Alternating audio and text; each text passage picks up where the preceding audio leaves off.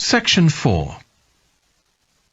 You will hear a lecture about the history of weather forecasting. First, you have some time to look at questions 31 to 40.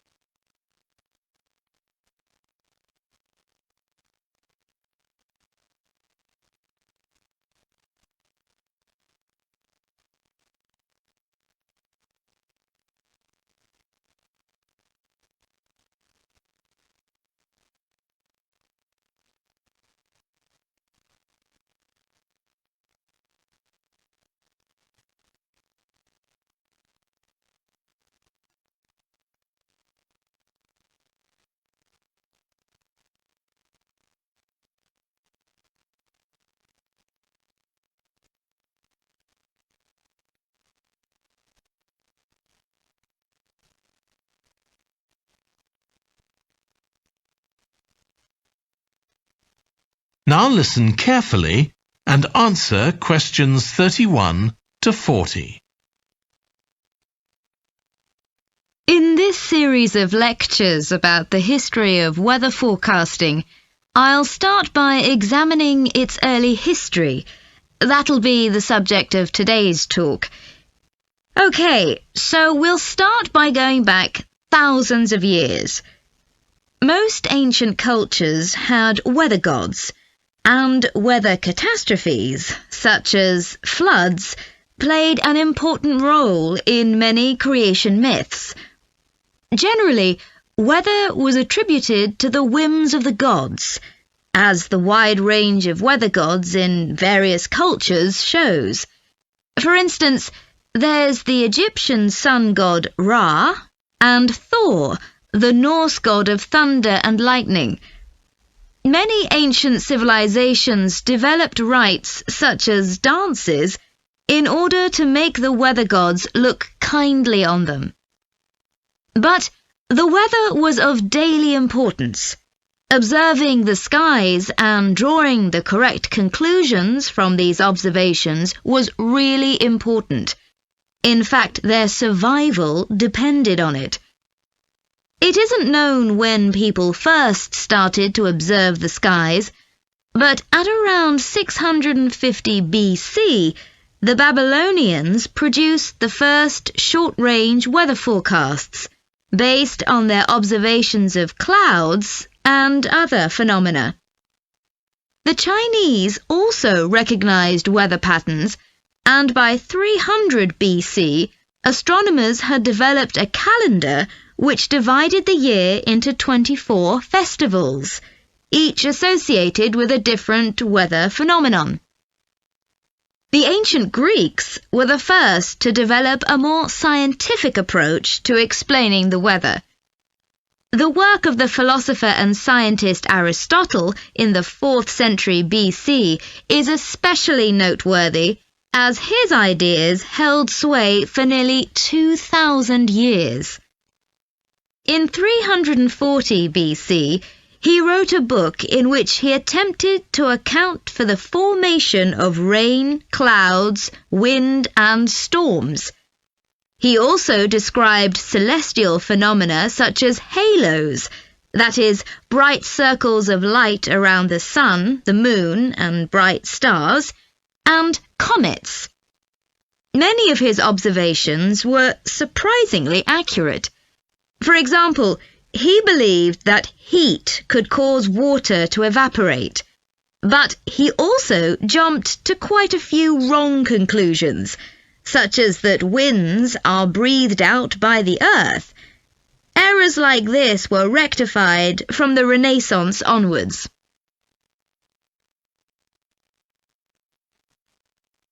For nearly 2,000 years, Aristotle's work was accepted as the chief authority on weather theory. Alongside this, though, in the Middle Ages, weather observations were passed on in the form of proverbs, such as red sky at night, shepherd's delight, red sky in the morning, shepherd's warning. Many of these are based on very good observations and are accurate, as contemporary meteorologists have discovered. For centuries, any attempt to forecast the weather could only be based on personal observations. But in the 15th century, scientists began to see the need for instruments. Until then, the only ones available were weather vanes to determine the wind direction and early versions of rain gauges. One of the first, invented in the 15th century, was a hygrometer, which measured humidity. This was one of many inventions that contributed to the development of weather forecasting. In 1592, the Italian scientist and inventor Galileo developed the world's first thermometer.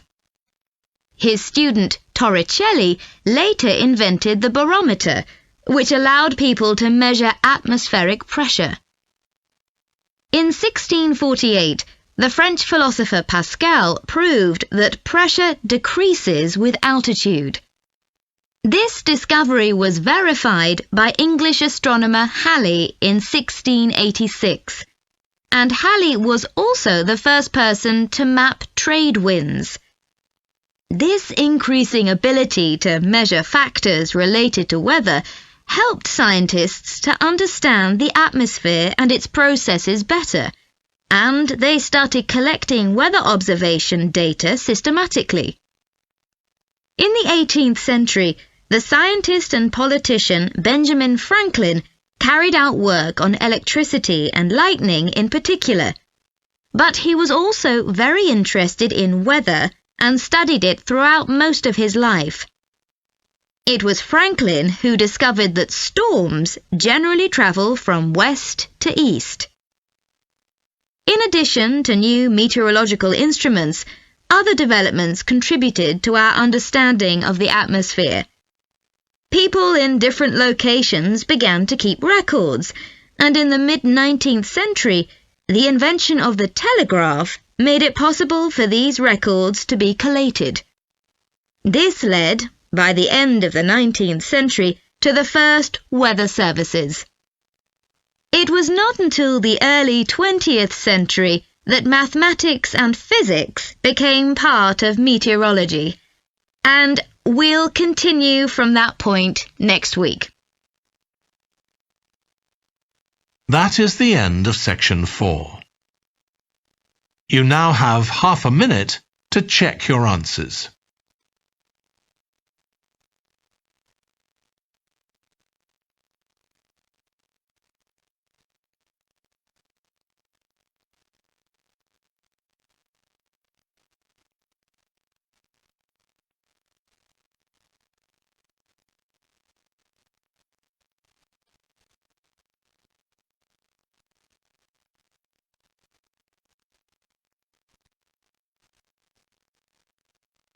That is the end of the listening test.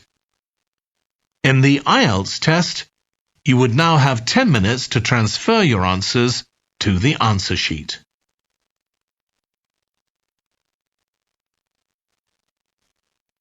IELTS 14, Tests 1 to 4.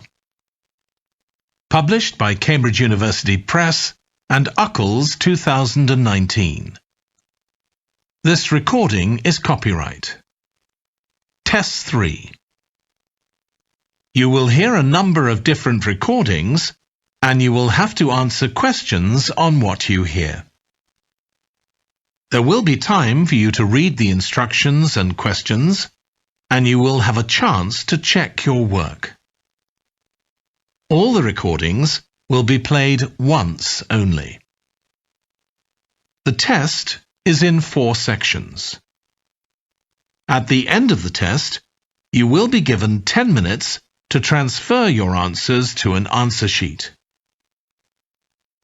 Now turn to section 1.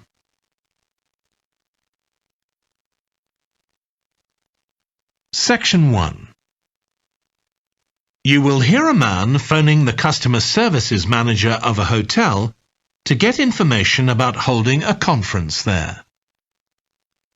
First, you have some time to look at questions 1 to 5.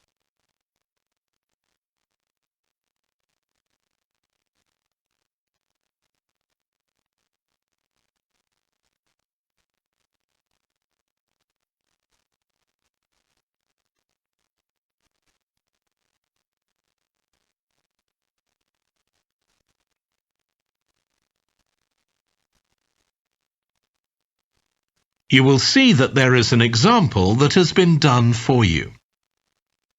On this occasion only, the conversation relating to this will be played first.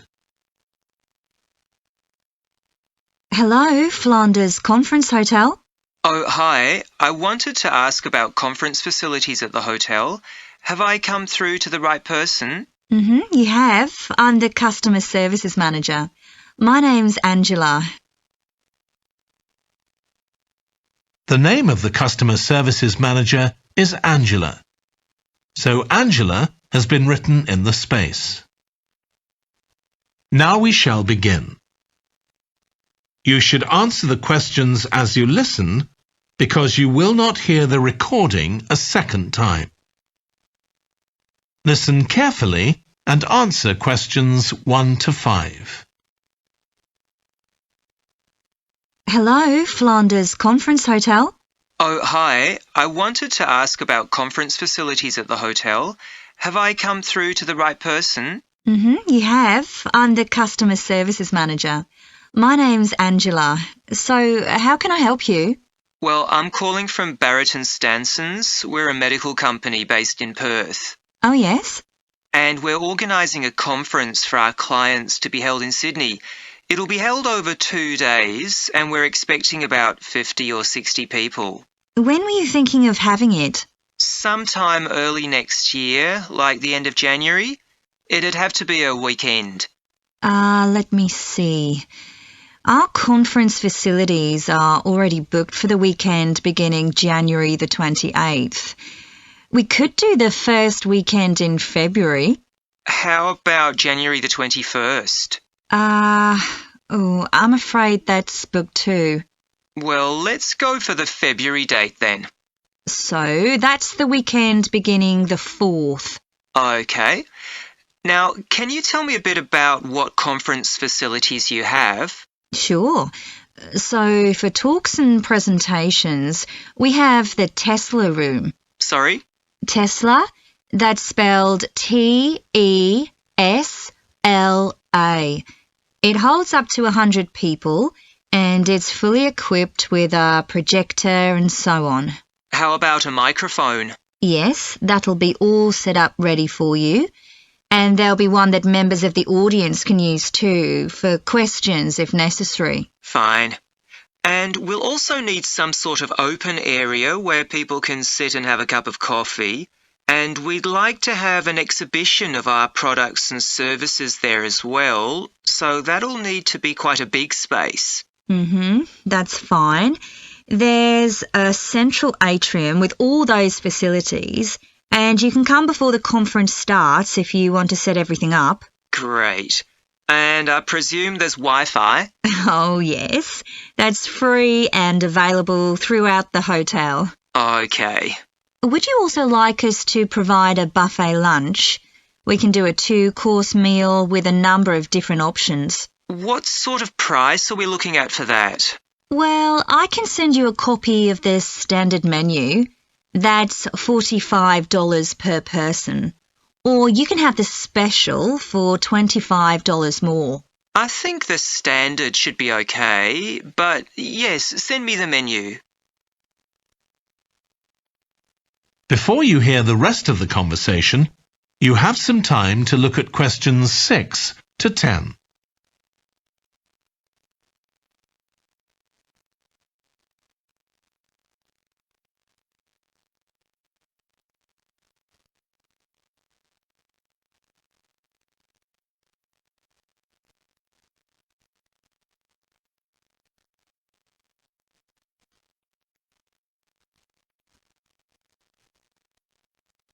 Now listen and answer questions 6 to 10. Now, we're also going to need accommodation on the Saturday night for some of the participants. I'm not sure how many, but probably about 25. So what do you charge for a room? Well, for conference attendees, we have a 25% reduction, so we can offer you rooms at $135. Normally, a standard room's $180. And does that include breakfast? Sure. And of course, guests can also make use of all the other facilities at the hotel. So we've got a spa where you can get massages and facials and so on. And there's a pool up on the roof for the use of guests. Oh, great. Now, what about transport links? The hotel's downtown, isn't it? Yes, it's about 12 kilometres from the airport, but there's a complimentary shuttle bus for guests. And it's only about 10 minutes walk from the central railway station. Okay. Now, I don't know Sydney very well. Can you just give me an idea of the location of the hotel? Well, it's downtown on Wilby Street. That's quite a small street, and it's not very far from the sea. And of course, if the conference attendees want to go out on the Saturday evening, there's a huge choice of places to eat. Then, if they want to make a night of it, they can go on to one of the clubs in the area. There are a great many to choose from. Okay.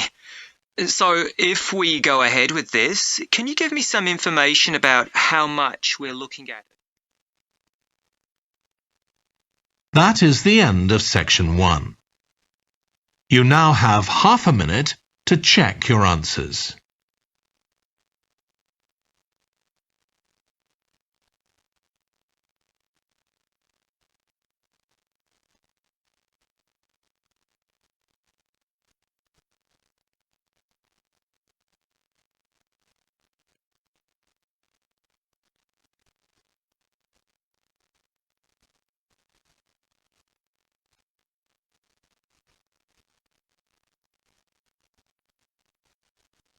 Now turn to section 2.